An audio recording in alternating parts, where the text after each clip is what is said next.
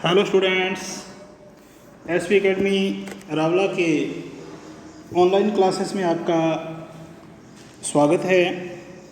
आज हम पढ़ेंगे कक्षा 11 के अनिवार्य हिंदी पुस्तक आरोह का पहला लेसन, जो कि हमारा चल रहा था नमक का दरोगा, जिसके कहानीकार या लेखक हैं मुंशी प्रेमचंद। तो जिस प्रकार हमने पढ़ा था कि मुंशी प्रेमचंद किस प्रकार हिंदी साहित्य में अपना महत्वपूर्ण योगदान देने वाले लेखक हैं और किस प्रकार उन्होंने अपना योगदान दिया भी और अपनी प्रसिद्धि का डंका इसी से बजवाया उन्होंने कि किस प्रकार से उनके नाम से ही युगों का नाम रखा गया। यानी कि प्रेमचंद इतने ज़्यादा प्रसिद्ध लेखक थे कि उन्हीं के नाम से जो काल विभाजन हुआ है हिंदी साहित्य का, हिंदी लेखन का, तो प्रेमचंद के नाम से ही हुआ। यानी कि प्रेमचंद से पूर्व का काल, प्रेमचंद का काल और प्रेमचंदोत्तर युग, यानी कि प्रेमचंद के बाद का युग। तो ये निर्विवाद से एक स्पष्ट और महत्वपूर्ण प्रमाण है कि प्रेमचंद वास्तव में ही बहुत ज़्यादा प्रसिद्ध लेखक थे। उन्होंने बहुत सारे उपन्यास और कहानियाँ लिखी हैं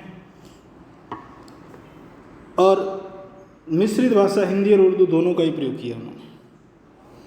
तो जिस प्रकार हम पढ़ रहे थे, यानी कि आदर्शवादी और यथार्थवादी कवि हैं, लेखक हैं, और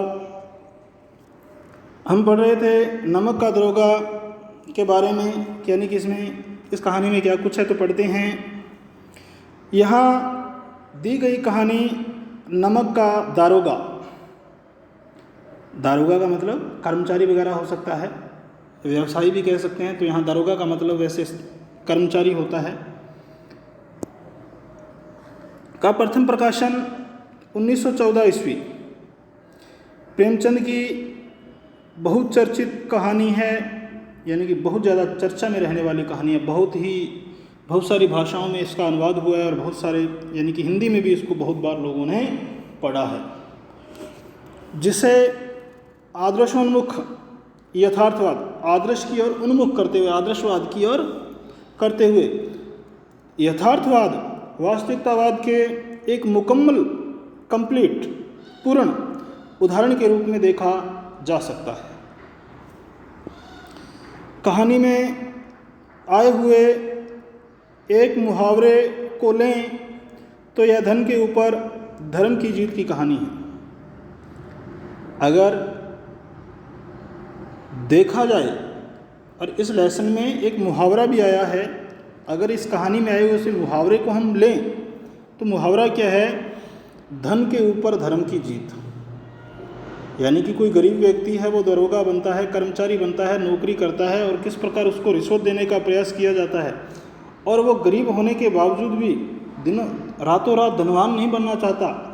इसी का वर्णन किया है कवि ने कि धन के ऊपर धर्म की जीत है। यानी कि उसने अपना धर्म निभाया, उसने अपना कर्म किया, अर्थात किसी भी प्रकार की रिश्वत नहीं ली। और अंत, जब कहानी का ये अंत होता है, तो वह एक बहुत ऊंचे पद पे कार्यरत होता है और उसकी हर तरफ, चारों तरफ वाहवाही होती है। धन और धर्म को हम क्रमशः सद्वृत्ति और असद्वृत्ति, बुराई और अच्छाई, असत्य और सत्य इत्यादि भी कह सकते हैं। धन और धर्म को हम क्रमशः, धन सद्वृत्ति है और धर्म असद्वृत्ति, धन बुराई है, धर्म अच्छाई है, धन असत्य है और धर्म सत्य है। यानी कि हम इसको, इन चीज़ों को, किसको, धन और धर्म को इन संज्ञाओं से भी विभूषित कर सकते हैं, अलंकृत कर सकते हैं। यानी कि धन सद्वृत्ति, बुराई और असत्य है, धर्म असद्वृत्ति, अच्छाई और सत्य है।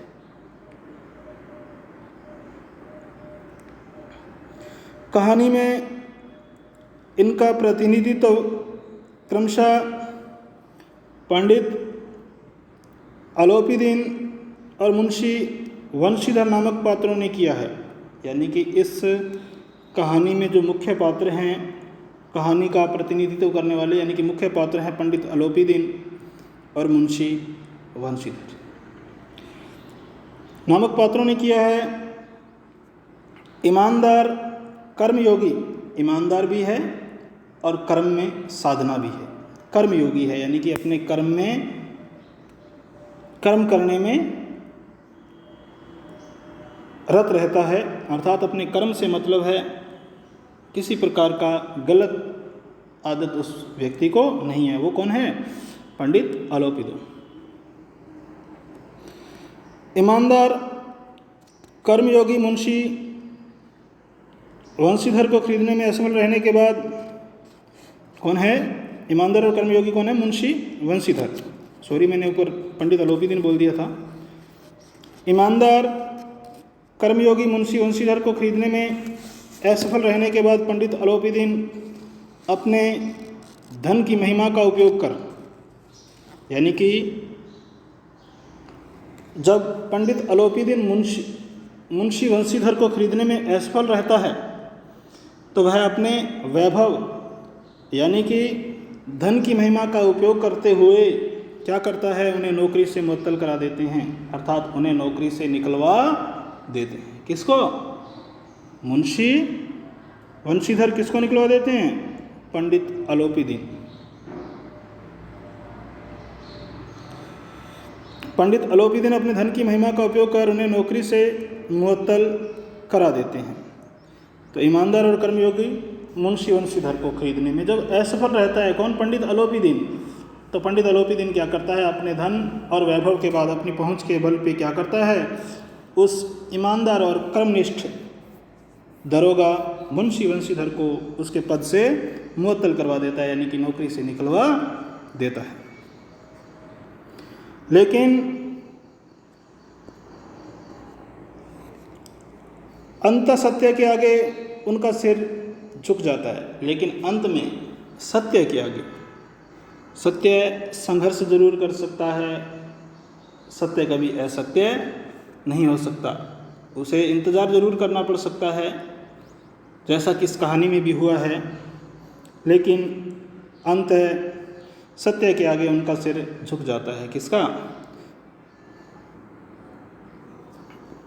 किसका? पंडित अलोपीदीन का। वे सरकारी महकमे से बर्खास्त, महकमा यानी कि विभाग, वे सरकारी महकमे से बर्खास्त निरस्त किए गए यानी कि सस्पेंड किए गए, बर्खास्त किए गए। वंशीधर को बहुत ऊंचे वेतन, यानी कि उसने पहले तो अपने धन और बल के आधार पर उसको क्या करवा दिया? मुअत्तल करवा दिया, नौकरी से निकलवा दिया। लेकिन उनको भी ऐसा आभास हुआ कि वो व्यक्ति कैसा था? सच्चा आदमी था। तो उसने क्या किया? सरकारी महकमे से बर्खास्त किए हुए, सरकारी महकमे से निकाले हुए वंशीधर को बहुत ऊंचे वेतन और भत्ते के साथ अपनी सारी जायदाद का स्थायी मैनेजर नियुक्त कर दिया। तो उन्होंने क्या किया? सरकारी महकमे से बर्खास्त, यानी कि सरकारी कर्मचारी था, उसने उसको बर्खास्त करवा दिया, सरकारी नौकरी से निकलवा दिया। और फिर उसने उसी वंशीधर को क्या किया? बहुत ऊंचे वेतन यानी कि बहुत ज़्यादा सैलरी और भत्तों के साथ अपनी सारी जायदाद का, जितनी भी उसकी जायदाद थी, खूब जायदाद थी पंडित अलोपीदीन की, जायदाद का स्थायी मैनेजर नियुक्त कर दिया, यानी कि उसकी देखरेख अब तू ही करेगा। और गहरे अपराध बोध से भरी हुई वाणी में निवेदन करते हैं, और गहरे अपराध बोध से, और अपराध किया है उस बोध से भरी हुई वाणी में निवेदन करते हैं, प्रार्थना करते हैं। और परमात्मा से यही प्रार्थना है, और भगवान से, अपने ईश्वर से, अपने इष्ट देव से प्रार्थना करते हैं, रिक्वेस्ट करते हैं कि वह आपको सदैव वही नदी के किनारे वाला बेमुरवत उदंड किंतु धर्मनिष्ठ दरोगा बनाए रखें। और ईश्वर से भी प्रार्थना करते हैं कि जिस प्रकार से आप ईमानदार हो, कर्मनिष्ठ हो, कर्मयोगी हो, उसी प्रकार से आप बेमुरवत, लगातार उदंड किंतु धर्मनिष्ठ दारोगा बनाए न रखे। ईश्वर से अपने से प्रार्थना करता है। कहानी के इस अंतिम प्रसंग से पहले तक की समस्त घटनाएं प्रशासनिक और न्यायिक व्यवस्था में व्यापक यानी कि फैले हुए भ्रष्टाचार तथा उस भ्रष्टाचार की व्यापक सामाजिक स्वीकार्य को अत्यंत साहसिक तरीके से हमारे सामने उजागर करती है। तो कहानी के इस अंतिम प्रसंग से पहले तक की समस्त घटनाएं हैं, यानी कि कहानी का अंत होता है उससे पूर्व की जो समस्त घटनाएं हैं जो प्रशासनिक है यानी कि प्रशासन से संबंधित है, और न्यायिक व्यवस्था यानी कि जो न्याय की व्यवस्था है हमारी, उस व्यवस्था में व्यापक यानी कि फैला हुआ भ्रष्टाचार, गलत आचरण यानी कि गलत तरीके से नियमों कानूनों का क्या करना, उपयोग करना, तथा उस भ्रष्टाचार की व्यापक सामाजिक स्वीकार्यता, और उस भ्रष्टाचार को भी हमारा समाज क्या करता है, बड़ी सहर्ष स्वीकार करता है, अर्थात अपनाता है, को अत्यंत साहसिक तरीके से, बड़े ही साहसपूर्ण तरीके से हमारे सामने उजागर करती है, अर्थात प्रकट करती है, अभिव्यक्त करती है। ईमानदार व्यक्ति के अभिमन्यु के समान निहत्थे और अकेले पड़ते जाने की यथार्थ तस्वीर इस कहानी की बहुत बड़ी खूबी है। ईमानदार व्यक्ति के अभिमन्यु के समान, यानी कि जब हम महाभारत पढ़ते हैं तो उसमें अभिमन्यु का रोल, उसकी भूमिका हम पढ़ते हैं, किस प्रकार वो निहत्था है और अकेला ही उस चक्रव्यूह में फंस जाता है। तो इसी प्रकार यहाँ भी मुंशी वंशीधर है जो अकेला पड़ जाता है। ईमानदार व्यक्ति के अभिमन्यु के समान निहत्थे यानी कि बिना हथियारों के और अकेले पड़ते जाने की यथार्थ यानी कि वास्तविक तस्वीर इस कहानी की बहुत बड़ी खूबी है, विशेषता है। किंतु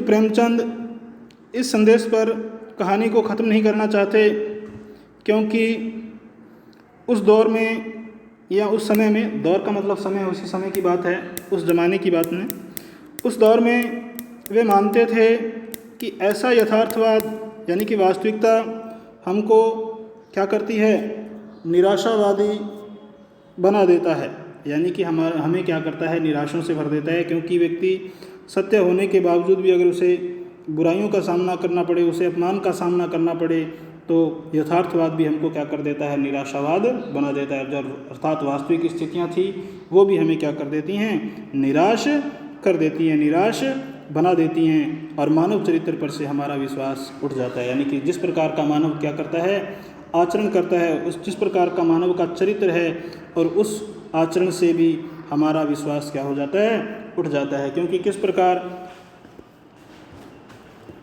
मुंशी वंशीधर सत्य होते हुए भी सरकारी नौकरी से उन्हें निकलवा दिया जाता है, अर्थात सस्पेंड करवा दिया जाता है। तो इसी बात को लेकर लेखक ने ये बात लिखी है कि यथार्थवाद हमको निराशावादी बना देता है, यानी कि वास्तविक स्थितियां भी हमें निराश कर देती हैं, और मानव चरित्र पर से हमारा विश्वास उठ जाता है। और जो मानव का जो चरित्र है, मानव जैसा आचरण करता है, जिस प्रकार से पंडित आलोपीदेन ने आचरण किया है, यानी कि उसकी सत्यनिष्ठा को धब्बा लगाने का प्रयास किया है, तो उस प्रकार से मानव चरित्र पर से भी हमारा विश्वास उठ जाता है। हमको चारों तरफ बुराई ही बुराई नज़र आने लगती है, क्योंकि वह ईमानदार और सत्यनिष्ठा इसके बावजूद भी उसे चारों तरफ बुराई ही बुराई नज़र आती है, यानी कि चारों तरफ बुरे ही बुरे लोग हैं। क्योंकि वह एक अकेला व्यक्ति था जो सत्यनिष्ठ था, सत्य था, अपनी जगह सच्चा था, परंतु उसे विभिन्न प्रकार के झूठों के माध्यम से फंसाया गया, और किस प्रकार से सरकारी नौकरी से उसे पदच्युत कर दिया गया, यानी कि उस पद से उसे हटा दिया गया। इसके बावजूद भी उसमें किसी प्रकार की निराशा की भावना नहीं थी, और उसकी सत्यनिष्ठा की कदर करते हुए पंडित आलोपीदेन ने उसे अपनी संपूर्ण जायदाद का स्थायी मैनेजर क्या किया, नियुक्त कर दिया।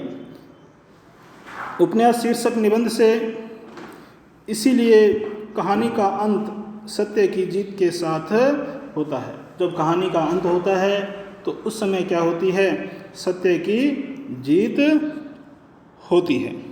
और किस प्रकार से पंडित आलोपीदीन मुंशी वंशीधर को अपने जायदाद में, अपने काम में क्या करता है, स्थायी मैनेजर की नियुक्ति दिलवाता है। और इसके पश्चात हम कल पढ़ेंगे नमक का दरोगा इस कहानी को, और किस प्रकार से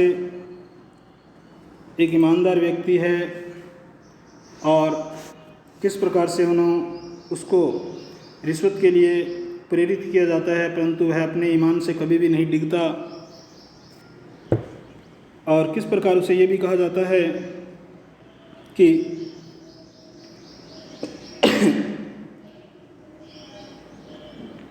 घर की दुर्दशा को देखो और उसे संभालने का प्रयास करो, और विभिन्न प्रकार से उसको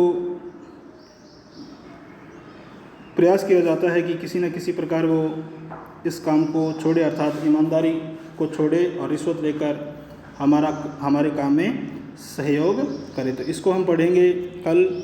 आज के लिए इतना ही। जय हिंद, जय भारत। हाँ जी।